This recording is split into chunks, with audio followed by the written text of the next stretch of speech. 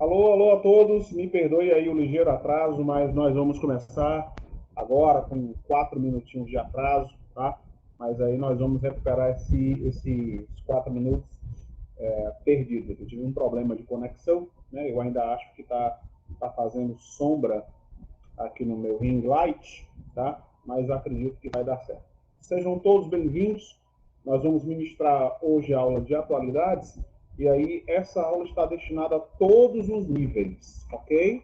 A médio, a fundamental e também a um nível superior. Por quê?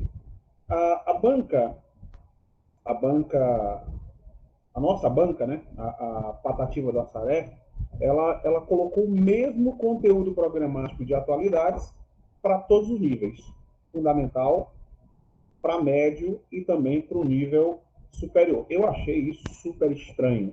Diga-se de passagem, deixa eu achar um ângulo melhor aqui, tirar vocês dessa cortina, tá? E aí diminuir aqui a quantidade de sombra, né? Mas eu acredito que isso não vai atrapalhar. Para a próxima aula a gente vai estar com outro perfil, um outro fundo. Eu vou colocar lá do lado da biblioteca, tá? Para a gente não ter problema nenhum. Tá. Boa noite a todos. E uma pergunta básica. Todo mundo aí já pegou o material que está disponível lá no grupo? Todo mundo já recebeu o material? Então tá todo mundo com material na mão, né?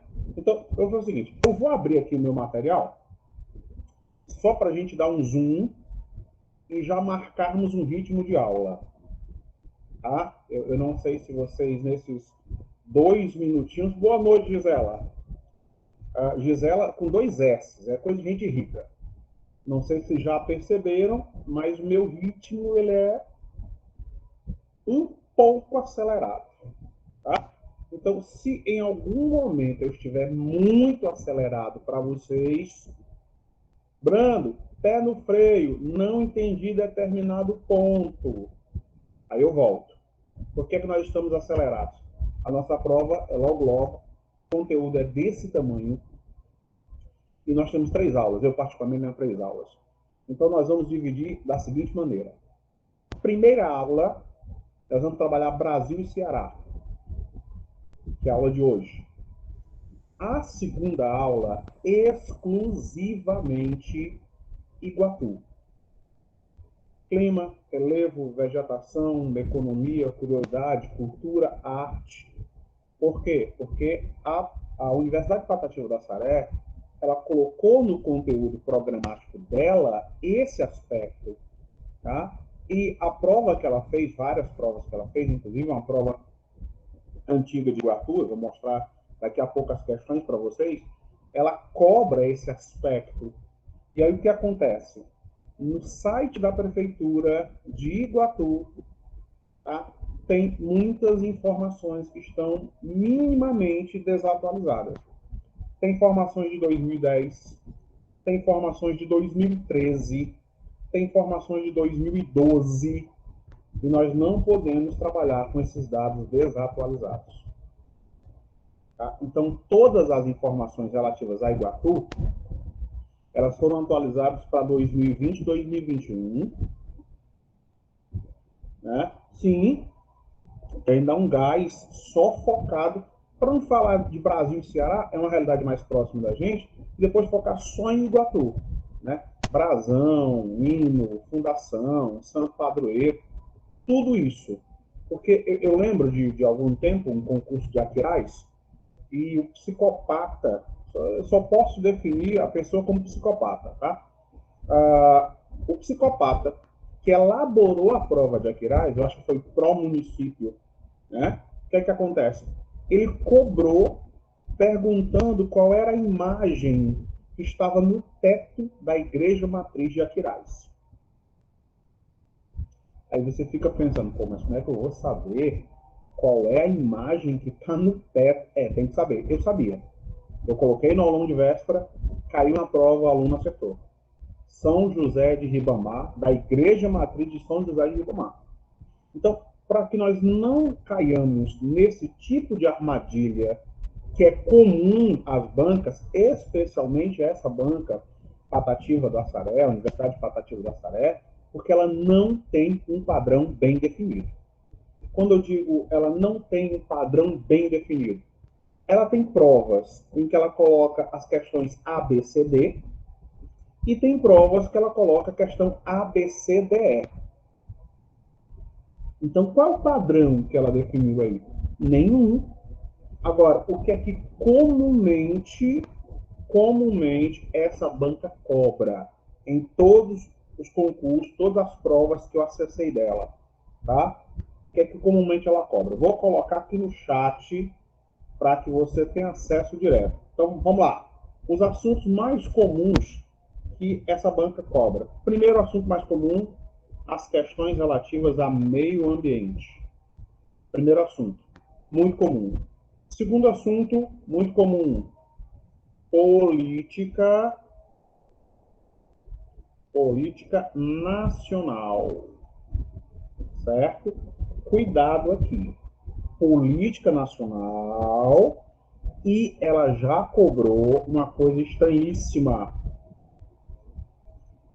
Já cobrou nome de partidos. Daqui a pouco eu mostro material para vocês não vão ver o que é que eu estou falando, tá?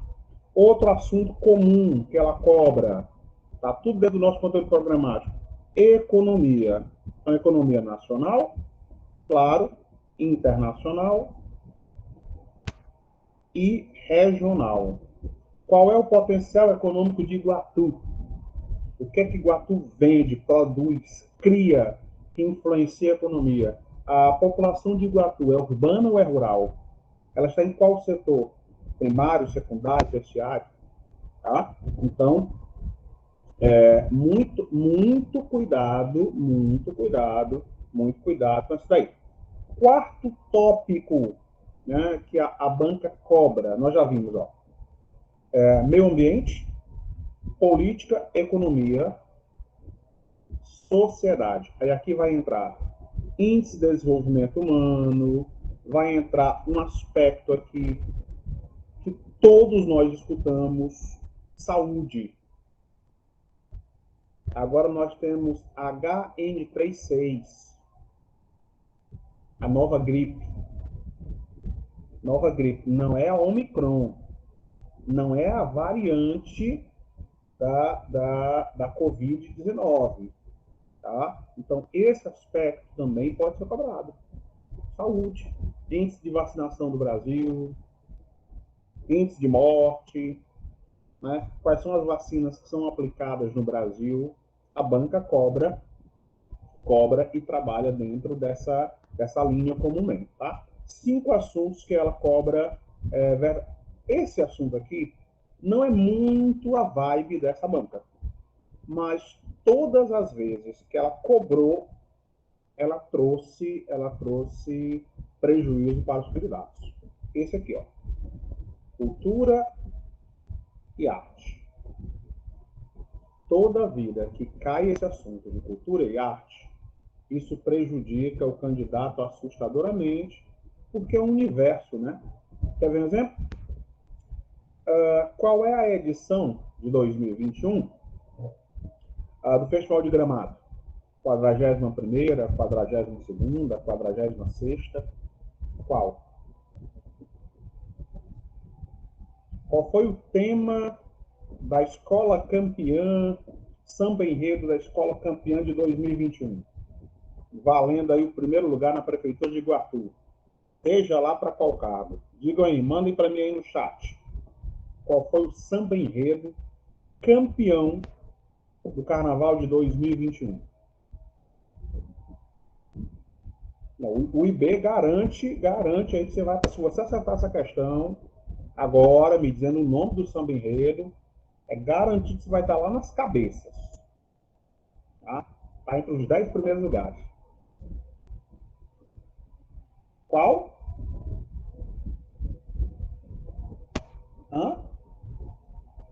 Estão vendo? Simples. Em 2021, não houve carnaval. Não existe samba enredo de 2021. Não houve carnaval. Houve carnaval em 2020. E a recomendação da Presidência da República é de que os estados e municípios em 2022 não tenham carnaval. Essa é a recomendação.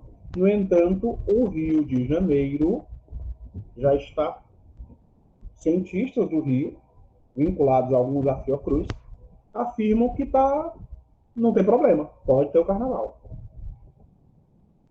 Né? E aí, essa é uma questão polêmica que pode ser abordada na nossa prova. Antecipando, quando nós chegarmos na nossa prova, daqui a pouco, você tem que ter cuidado uma coisa chamada ideologia. Certo? A gente vai trabalhar essas questões políticas, formação territorial do Brasil hoje. Então, é uma questão muito complicada chamada ideologia. O que é que eu chamo essa questão de complicada? A banca, tá? A Universidade Patativa da Saré, ela não quer saber, ela não está preocupada, em momento algum, se você é a favor do Lula, do Haddad, do Ciro, do Bolsonaro. Ela não quer saber, ela não tem essa preocupação. E você não pode ter essa preocupação na sua prova. Sua ideologia é sua ideologia, suas ideias são suas ideias. Mas a banca tem a própria ideologia dela. A banca tem a sua própria linha de desenvolvimento. E pode ser que não seja a sua. Porque se houver um choque de informação entre a sua ideologia e o que a banca quer e a banca estiver correta, você perdeu a questão. Então, vamos para a prova desarmados de ideologia. Simples. As provas estão baseadas em fato. Fala, Sueli! A Sueli... Boa noite, professor. Boa noite, Sueli. O que é que você manda? É porque eu não sei se as outras pessoas estão com a mesma situação, mas aqui está saindo bem baixinha a tua voz. Sério? Uhum. Espera ainda, Já Sueli, coloquei no máximo. pois espera ainda que eu vou resolver esse bucho agora. Eu Tá estou certo. utilizando o microfone da webcam, mas deixa eu olhar aqui, como é que eu vou resolver isso agora. Deixa eu ver aqui o áudio. Ó, meu áudio está em 100%. Deixa eu ver aqui o meu áudio está 100%. Isso ele pode ser do teu lado, porque algumas pessoas estão me dizendo aqui que o áudio está ok. Mas eu vou fazer o seguinte: tem um ventilador aqui, tá? Pode ser que ele esteja interferindo no som. Aí eu vou desligar esse ventilador aqui, teco-teco, né? E aí vou falar aqui mais direcionado para a webcam. Pode ser que aí melhore. Mas caso você ainda tenha dificuldade, a nossa aula está gravada e ela vai ser disponibilizada. Certo? É só a Sueli que Certo, me confirma gratidão. aí. Pronto, pronto. Pois eu vou só sair aqui um minuto, só para desligar aqui meu teco-teco, tá? Eu não vou mostrar o ventilador para vocês, que é uma coisa ridícula. Ele não tem tela na frente, está quebrado embaixo. Eu só durmo com ele, porque se mudar o barulho que ele faz, eu não consigo dormir. Só um minuto.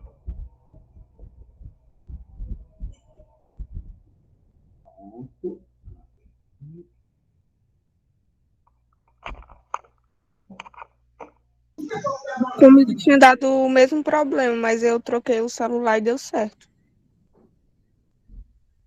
Pronto. Esses iPhones 13, já me disseram, eu mesmo não tenho não, mas todo mundo, esses iPhone 13 que vocês têm, eles estão dando problema de som. É o caso, né? iPhone 13 aí. Só pode, é a única explicação possível.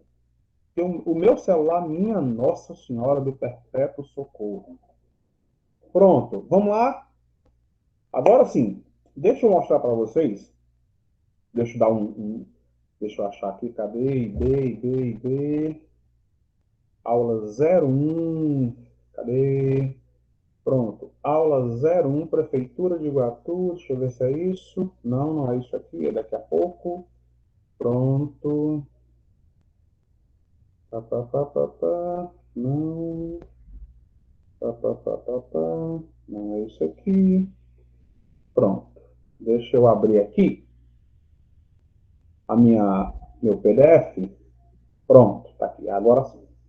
Ó, eu vou mostrar aqui para vocês, o nosso material de hoje, certo? Vou dividir aqui a tela com vocês. Nosso material de hoje, ó, e aí nós vamos dividindo a informação, tá? Esse material é o material que você já recebeu. É o material que você já recebeu, certo? Opa, cadê meu material? É esse aqui, pronto. Certo? Tá todo mundo visualizando aí, né? Ó, Esse aqui é o nosso conteúdo programático. Você está vendo que o nosso conteúdo programático ele só tem dois aspectos. Só que são dois aspectos gigantescos. Olha aqui o primeiro. Aspectos geográficos, históricos, políticos, administrativos do mundo, do Brasil, do Ceará e no município do Iguatu. Só, né? Ceará, Brasil, mundo e Iguatu. O aspecto 2, atualidades históricas científicas, e aí entra a questão da vacinação, doenças, Covid, H1N1, a doença da vaca louca e por aí vai, tá? Aspectos sociais, crescimento da violência, índice de desenvolvimento humano, aspecto político, economia, cultural, meio ambiente, administrativa e do Brasil, do mundo, Ceará e do município de Iguatu, tá? Então, ó, tá aqui o primeiro aspecto todo, que vai trabalhar essas questões agora com vocês, certinho? Os aspectos geográficos do Brasil e tal. Vamos chegar também nas questões do Ceará, Nordeste. Vamos entrar nas questões do Ceará, Cearazinho de açúcar, aqui, beleza? Ceará.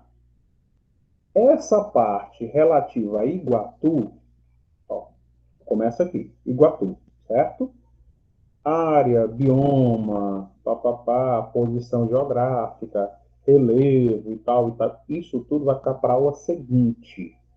Origem do nome, formação administrativa, IDH, aspecto econômico, nome do prefeito, tudo isso. Tá? Isso vai ficar para a aula seguinte. Mas o que é que eu quero mostrar para vocês? Aqui, a partir dessa página, nós vamos ter aí um conjunto de questões. Nós vamos da questão número 1 até a questão número 20, salvo engano. E aí, quando nós chegarmos nas questões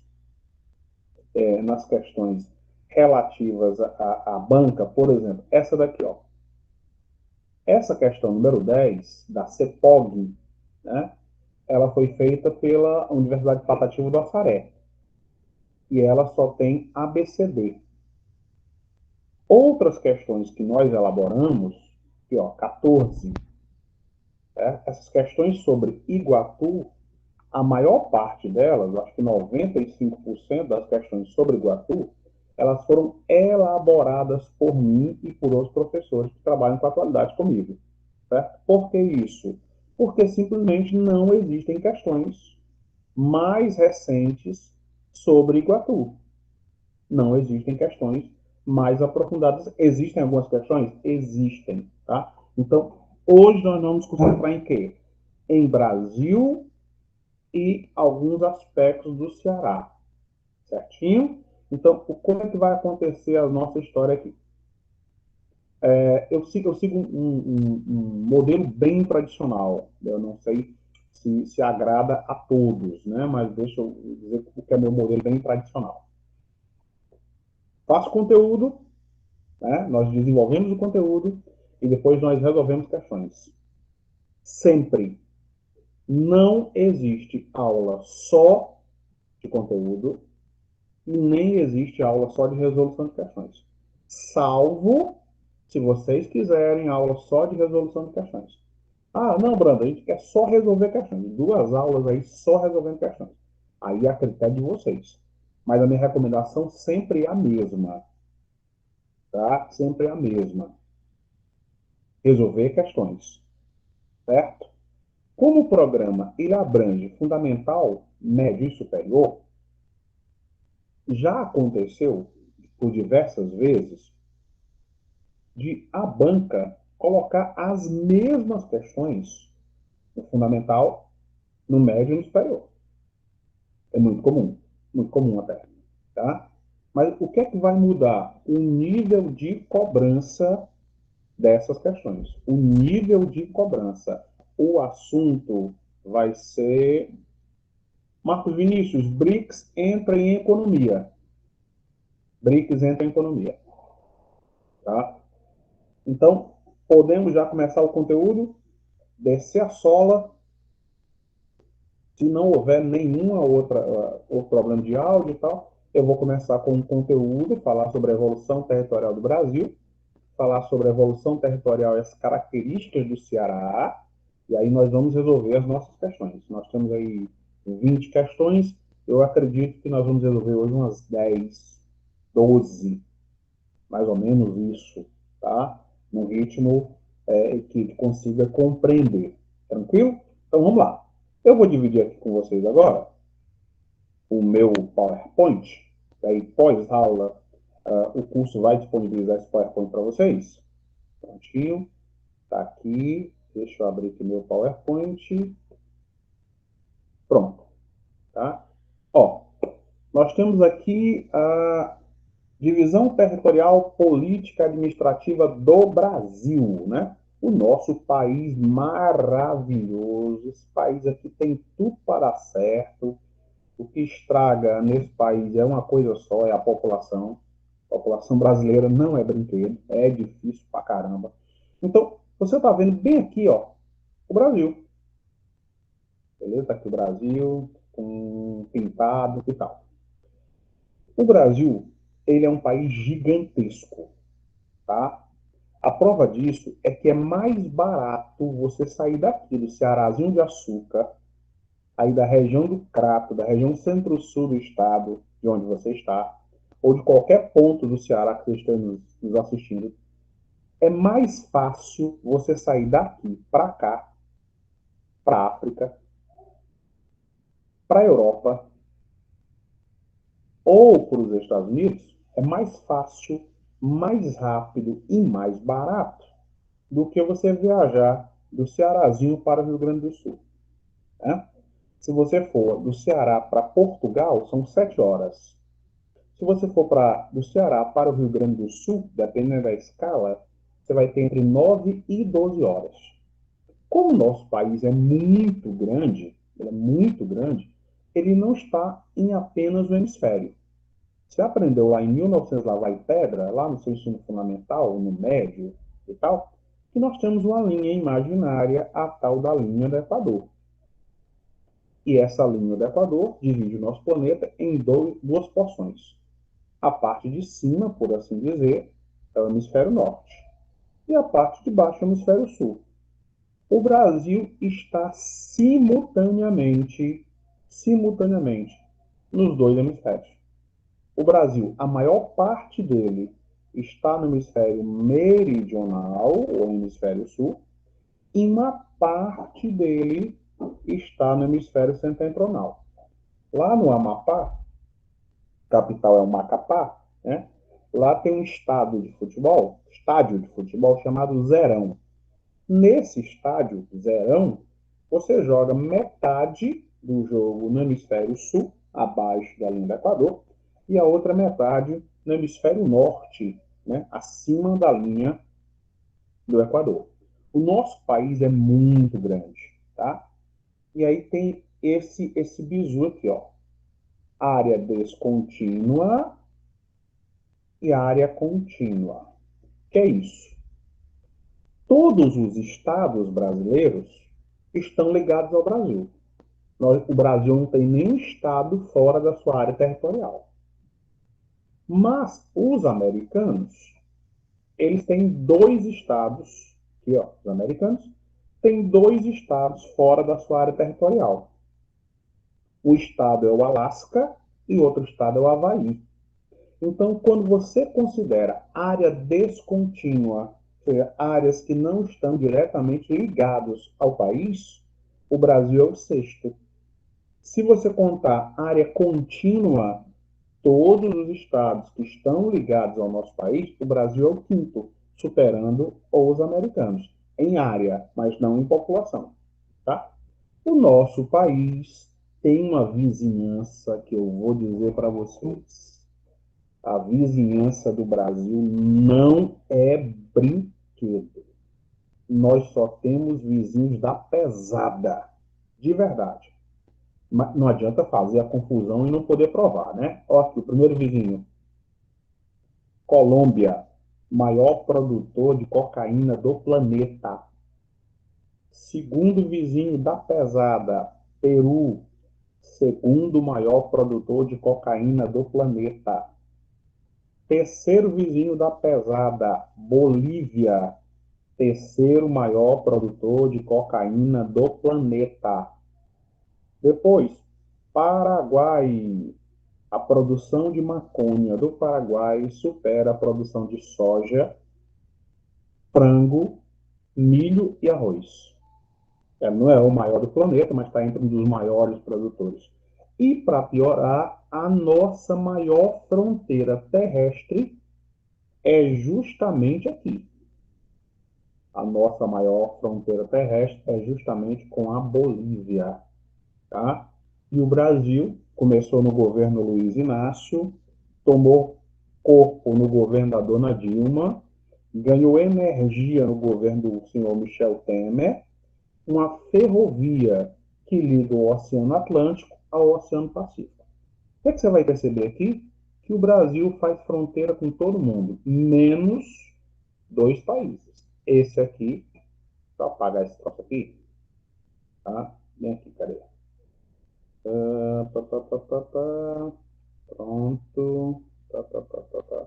Borracha, né? Ó, apagar essa linha, pronto. O Brasil só não faz fronteira com 2 países. Esse país aqui, o Equador, tá? O Brasil não faz, não tem como fazer. E esse país aqui, né, que passou por um processo de mudança eleitoral recente, né? O Chile agora tem um novo presidente e é um presidente também, um presidente de esquerda, tá? Presidente de esquerda. Tá lá. Isso pode ser cobrado na nossa prova. A gente vai abordar esse aspecto lá em política. Tranquilo? Mas aqui, continuando as nossas marcações sobre o Brasil, vou passar a borracha nesse negócio todo aqui, tirar essa esculhambação. Pronto.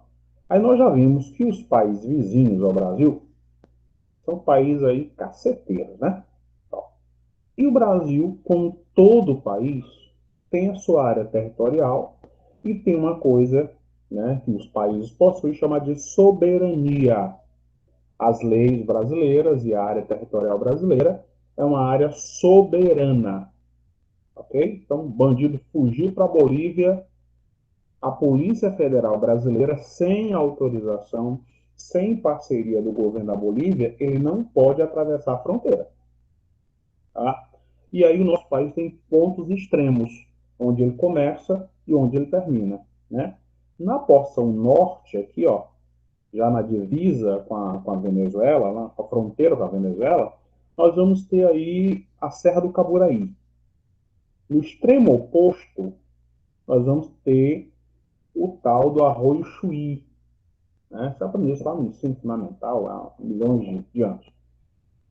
Aqui no Peru, nós vamos ter aí na porção, o 3, né? na nossa porção oeste, nosso terceiro ponto é a Serra da Contamana, aqui, ó, no estado que o Brasil precisou comprar, que é o estado do Acre, né?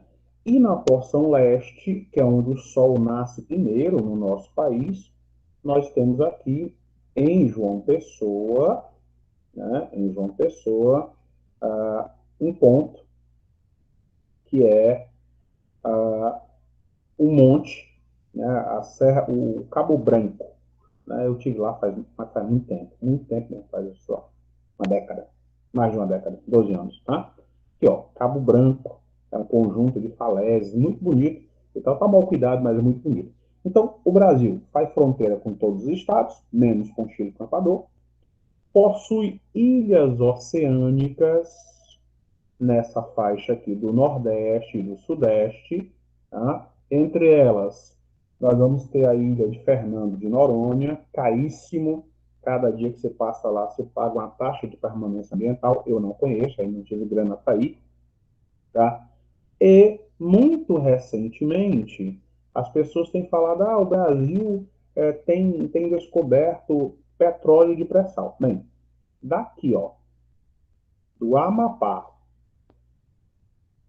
até aqui, passando pelo litoral inteiro, via litoral, toda essa área, tá, é o polígono, tem até corrigir aqui, tem polígono, é polígono, polígono do pré-sal. São áreas que podem potencialmente produzir petróleo de pré-sal. Se o nosso país chegar à condição de autossuficiência, né, de não precisar mais comprar petróleo de fora, aí o preço da gasolina brasileira vai despencar, né? Despencar em relação ao que ela é hoje, tá? Então, aproveitando essa deixa, vamos lá. Por que que o preço da gasolina, vocês que têm carro e têm moto, né? Eu só estou tirando a minha habilitação agora, depois de sei lá quantas décadas, tá? Por que que o preço da gasolina não baixa no Brasil? Vamos lá, o que é que vocês entendem por que é que o preço da gasolina no Brasil não baixa nem a pau, nem por decreto?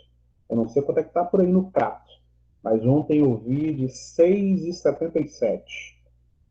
Mas também já vi de 6,98. No Rio está 7,11. E tem lugar que já está R$ 8. Tá? Por que é que o preço da gasolina no Brasil não baixa? Antes que você diga assim, Bolsonaro do mal, é culpa dele. Tá? Inflação é uma das respostas. Mas, Gugu, o nosso problema não é a inflação. O nosso problema é uma coisa chamada de carga tributária. Não é o dólar. Não é só o dólar, né? É a carga tributária. Sobre os nossos combustíveis, tem impostos em 3 esferas. Tem imposto federal, imposto estadual e imposto municipal. E dessas 3 esferas, o maior é o imposto estadual. No estado do Ceará, o imposto cobrado sobre os combustíveis chega a 26%. Então, se você pegar 1 litro de gasolina, R$ 7, não, quem foi que falou aqui? Eu vou disponibilizar. Tá? Assim que terminar a aula, Vitor, assim que disponibilizar a aula, eu vou colocar em PDF o PowerPoint e já mando para vocês. Vou até corrigir lá pelo polígono, né?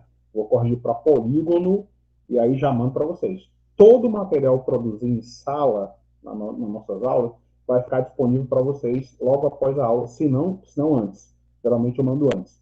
Hoje eu precisei sair e acabei não conseguindo, beleza? Ó, imposto federal, imposto municipal. Imposto federal, PIS, COFINS, incide sobre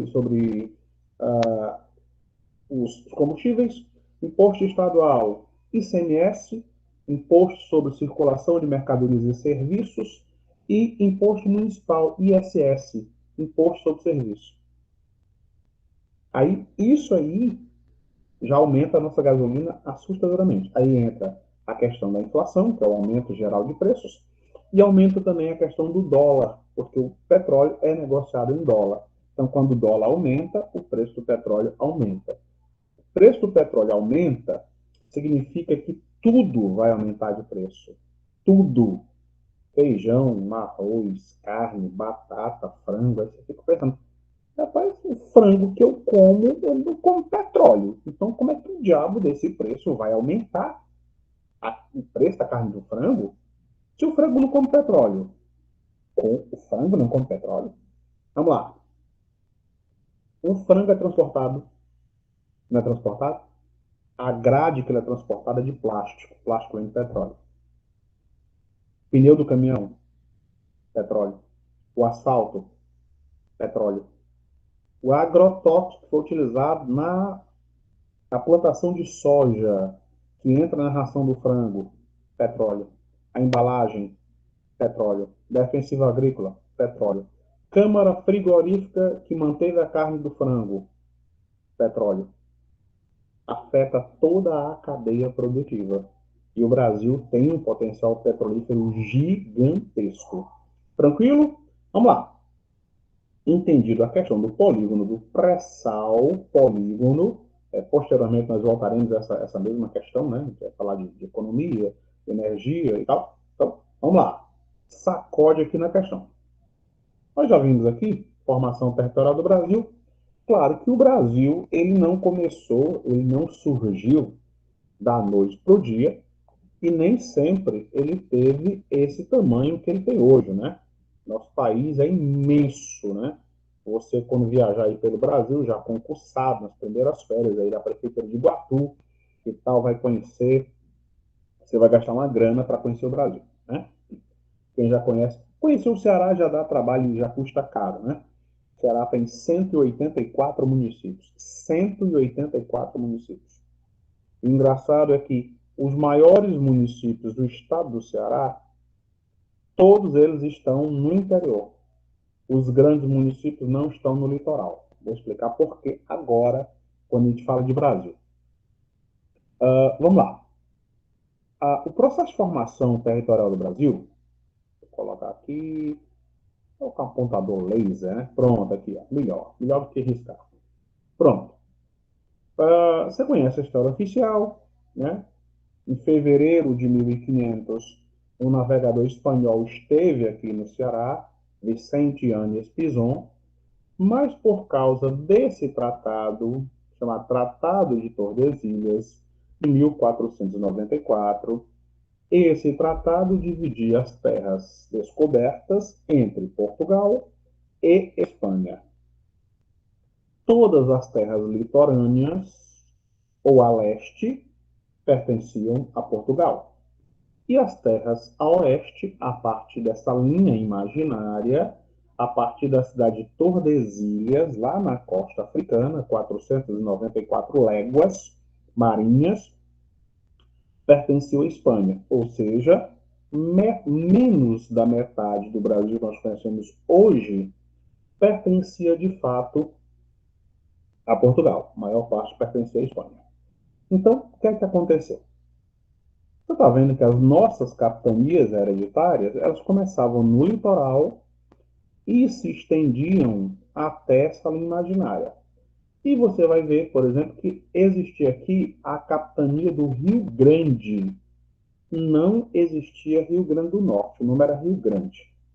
O Maranhão estava dividido em dois, capitania do Ceará, Itamaracá, Pernambuco, papapá, papapá. Pronto. Aí você decorou isso lá no sexto ano, sétimo ano, oitavo ano, ensino médio, que de todas as capitanias hereditárias, apenas duas deram certo. Tá? A capitania de Pernambuco e a capitania de São Vicente. Né? Todas duas da mesma pessoa. Né? O donatário dessas terras era exatamente a mesma pessoa. Né? Quem era? Martim Afonso de Souza. Não confundir com a Martim Soares Moreno. Soares Moreno foi de Ceará. Tá? Então, essas terras aqui, ó, eram ocupadas. Essas terras me dão lucro. Se não der lucro, a gente não investe. Relacionamento que você começou agora, está namorando e tal, casou recentemente, está com noiva, bodas de prata, bodas de ouro, bodas de madeira, né? 10 anos de casamento, sei lá onde é que vocês estão. Bodas de algodão, 1 ano, 2 anos, né? Bodas de papel, que é 1 ano. Aí, sabe, vamos renovar os votos, amor e tal. Investe novamente. Mas se não está dando lucro, se não está dando retorno, você continua? Não, é uma lógica simples. Na ocupação brasileira, essa mesma lógica foi seguida. Não dá lucro, nós não vamos ocupar. Então, para que desse lucro, foi implantado um modelo econômico chamado capitanias hereditárias e a produção de açúcar. Por isso o Ceará demorou tanto a ser ocupado. Por quê? Porque a produção de açúcar ela acontecia do Rio Grande até a região da Bahia. O Ceará nunca foi um grande produtor de cana-de-açúcar. Então, a partir dessas histórias, o Brasil começa a mudar, né? Ele tem essa porção inicial, aí os caçadores de fortuna, os bandeirantes, os bandeirantes, começaram a ocupar essa região para aprisionar índios, para procurar terras com minerais, ouro, prata, esmeralda. E a partir dessas invasões, não respeitando o Tratado de Tordesilhas, outros tratados tiveram que ser feitos. Entre eles, Santo Ildefonso, Badajoz e Rio Branco. Santo Ildefonso negociou essa porção sul. Badajoz, essa parte da região norte. E o Tratado do Rio Branco foi esse aqui, ó, em que o Brasil comprou, já no século XX, a região do Acre, que pertencia originalmente à Bolívia. Diga-se de passagem, foi um dos piores negócios que o Brasil já fez, foi a compra do Acre. Tá?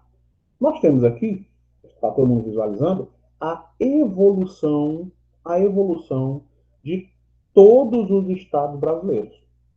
Você vai ver que Pernambuco e Bahia basicamente deram origem a todos os estados nordestinos. Ó, Bahia origina Sergipe, né? Pernambuco origina Alagoas, origina Paraíba, origina Rio Grande do Norte, influencia o Ceará, o Maranhão também influencia o Ceará. O estado de São Paulo cria o estado de Goiás, depois que cria Tocantins. São Paulo também cria o Paraná. Toda a evolução territorial do Brasil. E você vai ver que a seta que vai gerar o Acre não vem de dentro do Brasil, vem de fora do Brasil, porque esse território ele foi comprado da Bolívia, né? E aconteceu uma guerra chamada Guerra da Borracha. E aqui nós temos a evolução territorial do Brasil, para não tornar a aula cansativa para vocês, para daqui a pouquinho entrar nas questões. Aqui, as capitanias hereditárias, aqui o Tratado de Badajoz, aqui a República, 1889, né? Nós temos o golpe republicano, o Brasil deixa de ser um império e passa a ser uma república. Você vai observar nesse segundo aqui, ó, não existiam estados, eram tudo província. Grã-Pará, o Ceará não existia ainda como província autônoma. Mato Grosso, Goiás, escrito com Y e Z, Minas Gerais, com E, o estado da Bahia, independente. Aí vem o golpe da República, ó. Aí o Amazonas vai surgir junto com o Pará, Mato Grosso continua, Goiás continua, Maranhão e o Piauí surgem, o Nordeste começa a ser desenhado. Na década de 40, quando a capital do Brasil ainda era aqui, ó, a capital do Brasil ainda era o Rio de Janeiro. Aí o Brasil já começa a ficar parecido com o que nós temos hoje. Território do Guaporé, que hoje corresponde ao estado de Rondônia, né? Território do Rio Branco, que corresponde ao estado de Roraima. Território do Acre, né? Território aqui no Nordeste, a ilha de Fernando de Noronha, território de Ponta Porã e Iguaçu. Em 1990, depois da criação da Constituição Cidadã, a de 1988, você vai ver que ainda vai surgir mais um estado no Brasil, que é o estado de Tocantins. Se você observar aqui, ó, o estado de Tocantins em 90, em 1943, não existiu o estado de Tocantins. Era tão somente o estado de Goiás. Então, o Tocantins nada mais é do que o norte do estado de Goiás, né? E aí, posteriormente, alguém promoveu uma divisão regional do Brasil. Como é que o Brasil está dividido? Existem várias propostas de divisão. A oficial divide o Brasil, vou voltar aqui um pouquinho, ó. A oficial divide o Brasil em 5 regiões.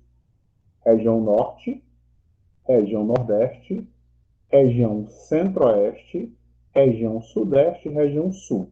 Essa é a divisão oficial do IBGE. Essa divisão aqui, apresentada, é a chamada divisão geoeconômica. Na divisão geoeconômica, ele vai considerar não a área geográfica, não a divisão dos estados, ele não vai considerar nada disso. O que ele vai considerar aqui é tão somente esse aspecto, ó, o aspecto da integração e desenvolvimento econômico.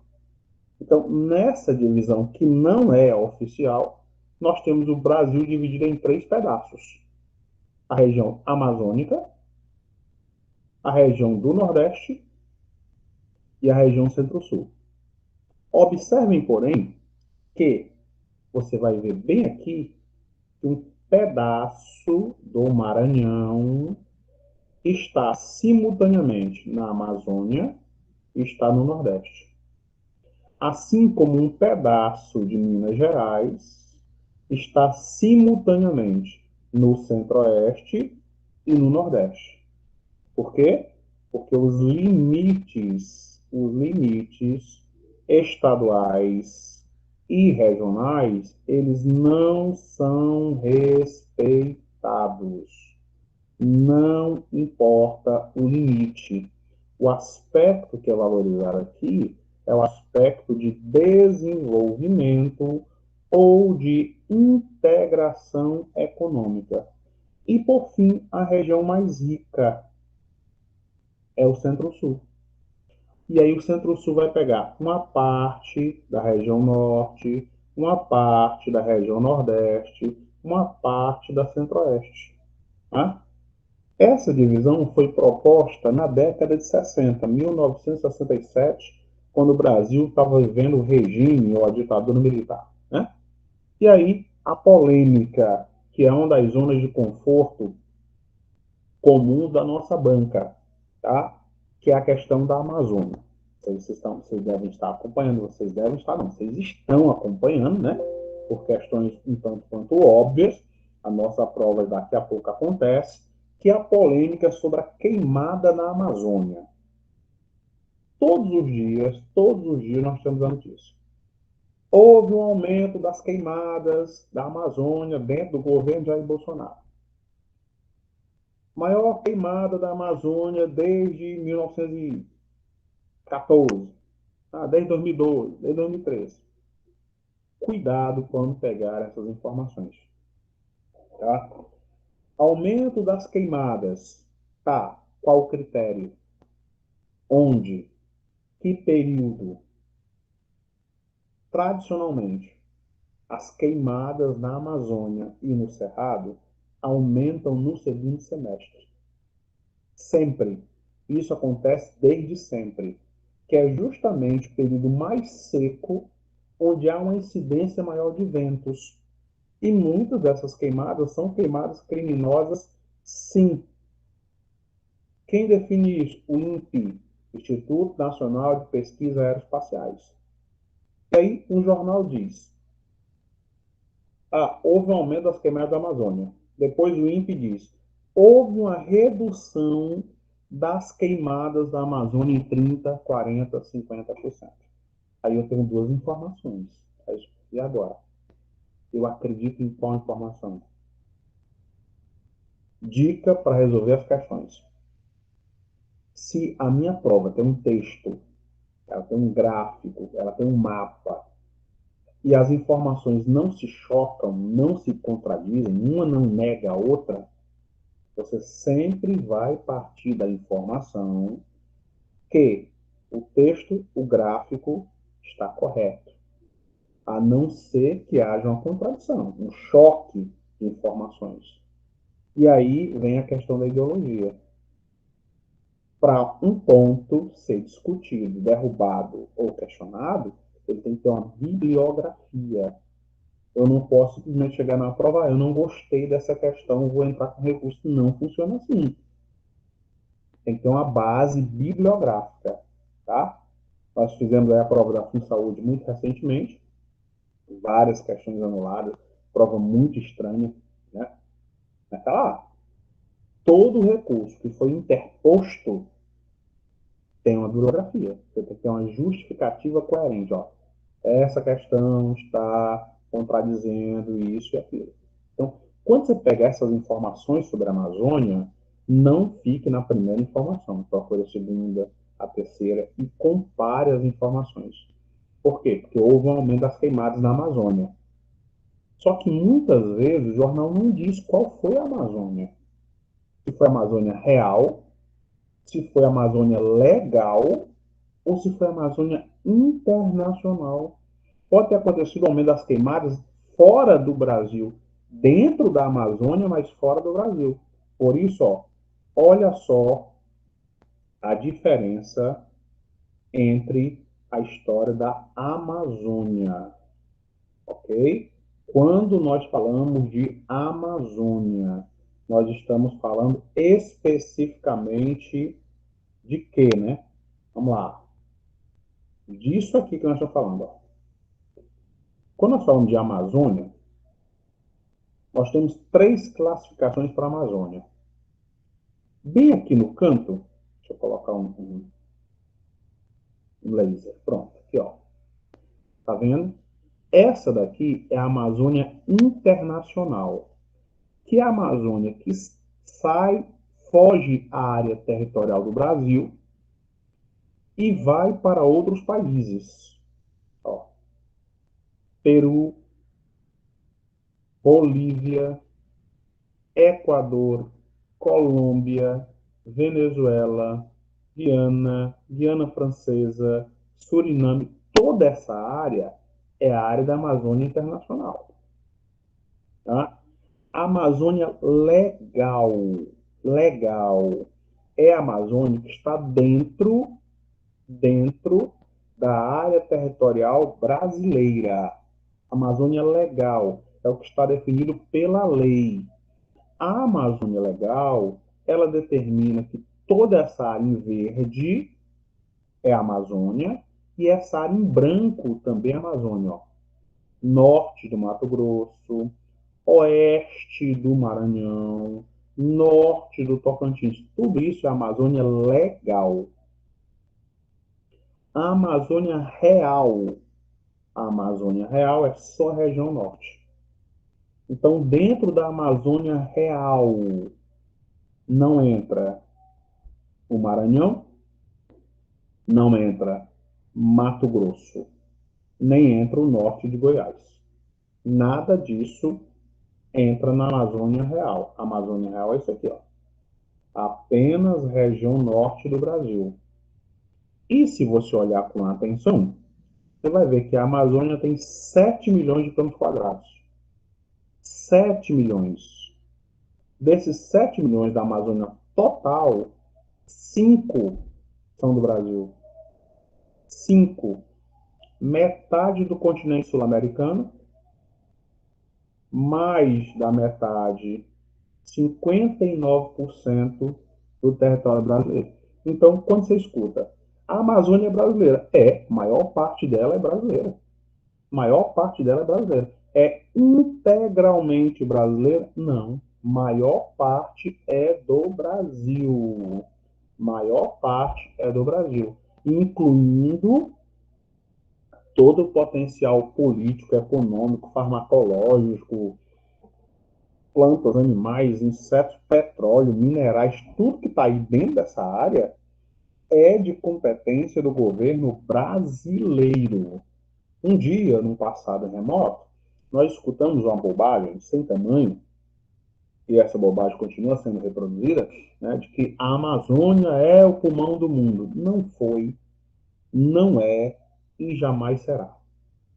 O oxigênio que a Amazônia produz